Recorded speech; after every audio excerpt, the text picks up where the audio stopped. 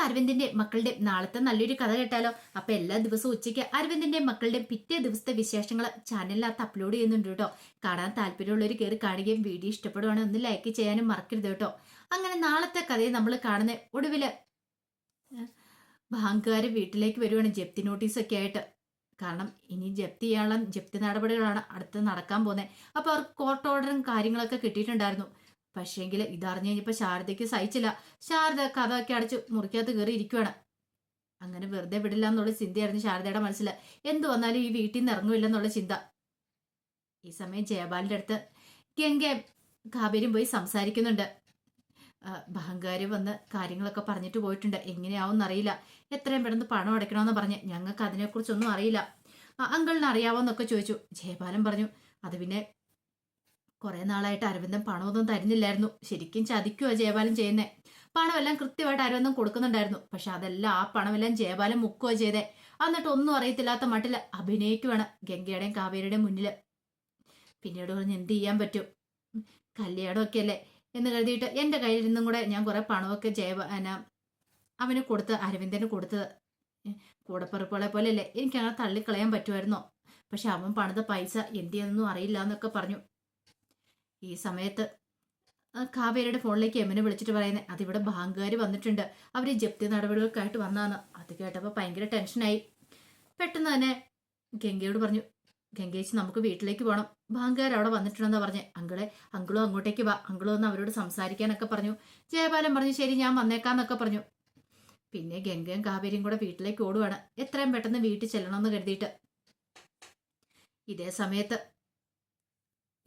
കഥവ് പോലും തുറക്കാതെ അകത്ത് തന്നെ ഇരിക്കുകയാണ് ശാരദ. പക്ഷേ എങ്കില് ബാങ്കുകാര് വിട്ടില്ല. അവര് പോലീസിനെ വിളിച്ചു. പോലീസ് വണ്ടി അങ്ങോട്ട് വരുവാണ്. ആ സമയത്ത് നീള പറഞ്ഞു, അമ്മേ പോലീസ് എന്ന് പറഞ്ഞു. പോലീസിനെ കണ്ടുകഴിഞ്ഞപ്പത്തിന് നീളയ്ക്ക് ഭയങ്കര ടെൻഷനായി. അപ്പോഴേക്കും നീള എന്ത് ചെയ്തു, വിനീതിനെ വിളിക്കുകയാണ് അരവിന്ദന്റെ ഫോൺ എടുത്തിട്ട്. ആ സമയം വിനീതും നിവിനും കൂടെ സംസാരിച്ചുകൊണ്ടിരിക്കുന്ന സമയത്താണ് കോള് വരുന്നത്. അമ്മാവന്റെ ഫോണിൽ നിന്നാണല്ലോ കോള് വരുന്നതെന്ന് പറഞ്ഞ് കോൾ എടുത്തു. അപ്പോഴേക്കും ഇങ്ങനെ തലയ്ക്ക് നീളയായിരുന്നു. എന്താ മോളെ, എന്താ വിളിച്ചെന്ന് ചോദിച്ചു. അതെ, പെട്ടെന്ന് ഇങ്ങോട്ടേക്ക് വാ, ഇവിടെ ബാങ്കുകാർ ജപ്തിക്കായിട്ട് വന്നിട്ടുണ്ട്, പിന്നെ കുറെ പോലീസുകാരും വന്നിട്ടുണ്ട്, എന്ത് ചെയ്യണമെന്ന് അറിയില്ല എന്ന് പറഞ്ഞു. അതെ മോള് പേടിക്കൊന്നും വേണ്ട കേട്ടോ, ധൈര്യമായിട്ടിരിക്കുക, ഞാൻ ഇപ്പൊ തന്നെ അങ്ങോട്ടേക്ക് വരാന്ന് പറഞ്ഞു. പെട്ടെന്ന് വാ വിനീതേട്ടാ, എനിക്ക് പേടിയാന്ന് പറഞ്ഞു. പേടിക്കണ്ടെന്നൊക്കെ പറഞ്ഞ് വിനീത് അങ്ങനെ ആശ്വസിപ്പിച്ച് കോള് കട്ട് ചെയ്തു. പിന്നീട് നെവിനോട് പറഞ്ഞു, അതെ ബാങ്കുകാർ അവിടെ ജപ്തിക്ക് വന്നിട്ടുണ്ടെന്ന്, പോലീസുകാരും എത്തിയിട്ടുണ്ടെന്നാ പറഞ്ഞേ, പെട്ടെന്ന് ഞാൻ അങ്ങോട്ട് പോകണമെന്ന് പറഞ്ഞു. അങ്ങനെ അവർ രണ്ടുപേരും കൂടെ അരവിന്ദന്റെ വീട്ടിലേക്ക് വരുവാണ്.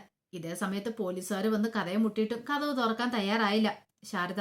എന്ത് വന്നാലും തുറക്കില്ല എന്നൊരു മട്ടിലായിരുന്നു. ഒടുവില് പോലീസുകാർ അങ്ങോട്ട് മാറുന്നു കണ്ടു കഴിഞ്ഞപ്പോഴത്തേനും നീള പറഞ്ഞു, അമ്മേ പോലീസുകാർ പോയെന്നാ തോന്നിയെന്നൊക്കെ പറഞ്ഞു. പക്ഷെ എങ്കിൽ എന്ത് ചെയ്തു, അവര് അടുക്കളവാതിൽ വഴി അകത്തേക്ക് കയറി, അടുക്കളവാതിലും ചവിട്ടി തുറന്ന് അകത്തേക്ക് കയറി വരുവാണ്. അവരെ കണ്ടു കഴിഞ്ഞപ്പോഴത്തേനും ശാരദയ്ക്ക് എന്ത് ചെയ്യണമെന്ന് അറിയില്ല.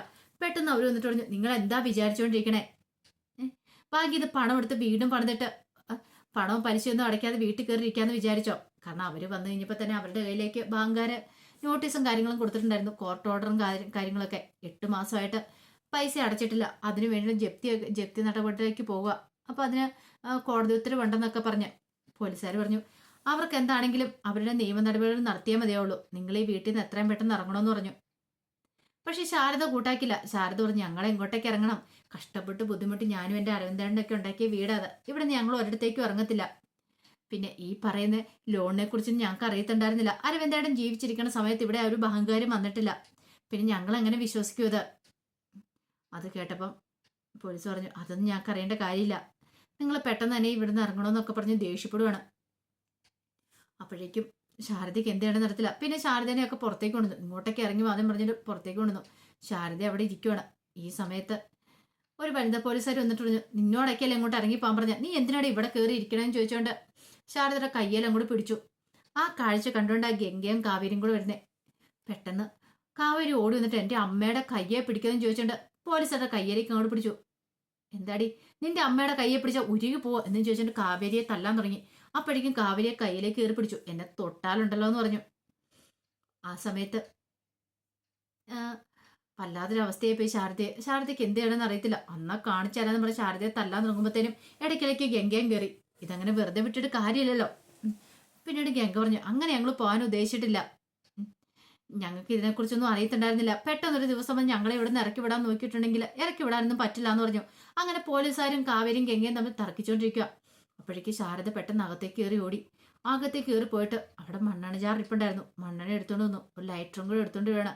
അങ്ങനെ അവരുടെ മുന്നിലേക്ക് പാഞ്ഞു വന്നിട്ട് ആ മണ്ണെണ്ണ തല വഴി അങ്ങോട്ട് കമത്തിട്ട് ലൈറ്ററും കയ്യിലേക്ക് പിടിച്ചു. നിങ്ങളെയൊക്കെ ഞാൻ കാണിച്ചുതരാം.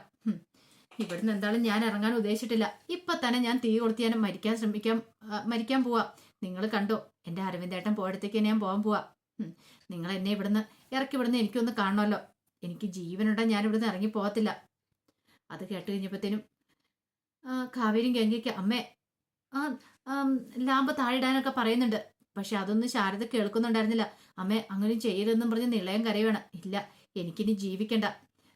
അരവിന്ദേട്ടനും പോയി. ഇനി എനിക്ക് ഈ വീട്ടിൽ നിന്ന് ഇറങ്ങാനും പറ്റില്ല. ഞാൻ എങ്ങോട്ട് പോകും? എൻ്റെ മക്കളെയും വിളിച്ചോണ്ട്. എനിക്കിതല്ലാതെ വേറൊരു നിവൃത്തിയില്ല എന്ന് പറഞ്ഞു. അപ്പോഴേക്കാണ് വിനീതും നെവിനും ഒക്കെ അങ്ങോട്ട് ഓടി വരുന്നത്. വിനീത് വന്നിട്ട് വിളിച്ചു, അമ്മായി ഇത് എന്ത് പരിപാടിയാണ് കാണിക്കുന്നത്? അമ്മായി ലൈറ്റ് താഴെ ഇടാൻ പറഞ്ഞു. ഇല്ല, ഞാൻ ചെയ്യത്തില്ല. എനിക്കിനി ജീവിച്ചിരിക്കണ്ട. ജീവിച്ചിട്ടും കാര്യമൊന്നുമില്ല. ഇവിടുന്ന് ഞാൻ എങ്ങോട്ട് പോകാനെന്നൊക്കെ ചോദിച്ചിട്ട് ഇങ്ങനെ പറയുവാണ്. അതേ സമയത്ത് ജയപാലനും കൂടെ വന്നു. ജയപാലൻ ശാരദയെ വിളിച്ചു. ശാരദേ, നീ ഇതെന്ത് പരിപാടിയാണ് കാണിക്കണേ? നിനക്ക് എന്തെങ്കിലും സംഭവിച്ചിട്ടുണ്ടെങ്കിൽ പെൺമക്കൾക്ക് പിന്നെ ആരുണ്ട്? നീ ആ ലാമ്പ് താഴെ ഇടാൻ പറഞ്ഞു. പക്ഷെ ശാരദ അത് കേൾക്കാൻ കൂട്ടാക്കില്ല. ഉടയിൽ വിനീത് അങ്ങോട്ട് പാഞ്ഞു എന്ന് ലാമ്പൊക്കെ മേടിച്ച് കളയുവാണ്. ആ സമയം ശാരദ പൊട്ടിക്കരഞ്ഞിട്ട് അവിടെ ഇരിക്കുക. ജയപാലൻ ചെന്നിട്ട് പറഞ്ഞു, എന്ത് ബുദ്ധിമോശ ശാരദ നീ കാണിക്കാൻ തുടങ്ങിയത്? നിനക്ക് എന്തെങ്കിലും സംഭവിച്ചു പോയിട്ടുണ്ടെങ്കിലോ? അപ്പോഴേക്കും ഗംഗയും യമുനയും കാവേരി എല്ലാവരും കൂടെ ചെന്ന് ശാരദയെ കെട്ടിപ്പിടിച്ച് കരയുവാണ്. അമ്മയെന്നും പറഞ്ഞുകൊണ്ട്. അമ്മയ്ക്ക് ഞങ്ങളില്ലേ അമ്മേ? അമ്മയ്ക്ക് എന്തെങ്കിലും സംഭവിച്ചു പോയാൽ ഞങ്ങൾക്ക് അച്ഛനും പോയി, ഇനി അമ്മയും കൂടെ പോയിട്ടുണ്ടെങ്കിലോ? ആ സമയം വിനീതി ഒന്ന് ബഹങ്കാരോട് പറഞ്ഞു, സാറേ, ഒരാഴ്ച പോലും തികച്ചായിട്ടില്ല അമ്മാവൻ മരിച്ചിട്ട്. ഇത്ര പെട്ടെന്ന് ഇവരെ വീട്ടിൽ നിന്ന് ഇറക്കി വിടുക എന്ന് പറഞ്ഞാൽ ആർക്ക് സഹിക്കാൻ പറ്റുന്ന കാര്യമില്ല. അങ്ങനെയൊന്നും ചെയ്യില്ലെന്ന് പറഞ്ഞു. അപ്പോഴേക്കും അയാൾ പറഞ്ഞു, ഞങ്ങളുടെ ഡ്യൂട്ടി ചെയ്തേ മതിയാവുള്ളൂ. കുറെ നോട്ടീസൊക്കെ അയച്ചാ, പക്ഷെ അതിനൊരു റിപ്ലൈ കിട്ടാതെ വന്നു കഴിഞ്ഞപ്പോഴാണ് ഞങ്ങൾ ഇങ്ങോട്ട് നേരിട്ട് വന്നേന്ന് പറഞ്ഞു. വിനീത് പറഞ്ഞു, അതിന് ഇവർക്ക് നോട്ടീസൊന്നും കിട്ടിയിട്ടില്ല. ഇവർക്ക് അതിനെക്കുറിച്ചൊന്നും അറിയില്ലായിരുന്നു പറഞ്ഞു. അതൊന്നും ഞങ്ങളോട് പറഞ്ഞിട്ട് കാര്യമില്ല. ഇവരിപ്പോൾ തന്നെ ഇവിടെ നിന്ന് ഇറങ്ങണമെന്ന് പറഞ്ഞു. ഒടുവിൽ ജയപാല ശാരദയോട് പറഞ്ഞു, ശാരദേ, ഇവരോട് ഗുസ്തി പിടിച്ചിട്ട് കാര്യമില്ല. അല്ല ജയപാലനെ അറിയാലോ, ഈ ലോണ്, ഈ വീടിന്റെ പേരിലെടുത്ത ലോണ് അതൊക്കെ അടച്ചു തീർന്നാന്ന് തോന്നേ. എത്ര വർഷമായി? അപ്പോഴേക്കും ജയപാലൻ പറഞ്ഞു, അതെ, ലോൺ അടച്ച് തീർന്നിട്ടില്ലായിരുന്നോ? കുടിശ്ശികയുണ്ട്, 5-8 മാസത്തെ കുടിശ്ശികയുണ്ട്. അപ്പൊ അത് അടച്ചില്ലെങ്കിൽ ജപ്തിയാവും. ഇനി ഇവരോട് വെറുതെ കുസ്തി പിടിച്ചിട്ട് അതുകൊണ്ട് എന്ത് നേടാനാ? ഒന്നും നേടാനൊന്നും പോകുന്നില്ല. ഇറങ്ങി കൊടുക്കുന്നത് നല്ലത്. ഞാൻ പറയുന്നത് അനുസരിക്കാൻ പറഞ്ഞു. അങ്ങനെ ജയപാലൻ ശാരദേനെ ഒരു വ്യക്തി പറഞ്ഞ് സമാധാനിപ്പിക്കുകയാണ്. പിന്നീട് പോലീസുകാർ പറഞ്ഞു, എടുക്കാനുള്ള എന്താന്ന് വെച്ചാൽ എത്രയും പെട്ടെന്ന് തന്നെ എടുക്കണം. ആ സമയം ജയപാലൻ ശാരദയോട് പറഞ്ഞൊരു കാര്യം ചെയ്യുക, സ്വർണമോ പണമോ മാറ്റി കൊടുക്കാനുള്ള ഡ്രസ്സോ അങ്ങനെ എന്തെങ്കിലും ഉണ്ടെങ്കിൽ എടുത്തിട്ട് ഇറങ്ങാനായിട്ട് പറയണം.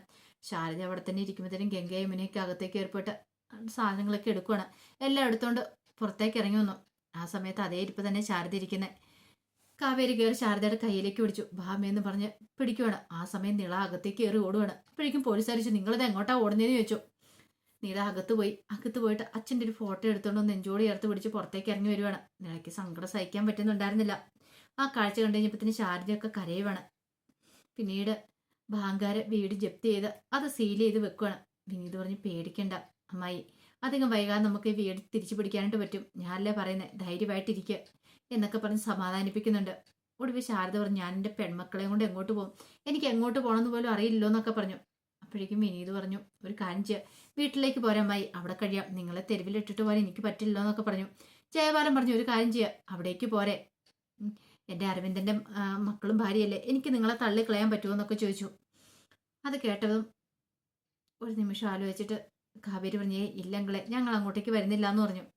അല്ല, വരുന്നില്ല എന്ന് പറഞ്ഞ് നിങ്ങൾ എങ്ങോട്ടാ പോകുന്നേ? വിനീത് പറഞ്ഞു, അവരെ എന്നോടൊപ്പം പോകുന്നോളും. എന്നോടൊപ്പം വരാനും പറഞ്ഞുകൊണ്ട് അവരെ ചേർത്ത് പിടിച്ച് അങ്ങോട്ടേ വീട്ടിലേക്ക് കൂട്ടിക്കൊണ്ട് പോവാണ്. അപ്പോൾ അതിൻ്റെ വിശേഷങ്ങളൊക്കെയാണ് നമ്മൾ കാണുന്നത്. ആ വിശേഷങ്ങൾക്കായി നമുക്ക് എല്ലാവർക്കും കാത്തിരിക്കാട്ടോ. ഒരിക്കൽ കൂടി എല്ലാവർക്കും ശുഭദിനം നേർന്നുകൊണ്ട് നിർത്തുന്നു. നന്ദി.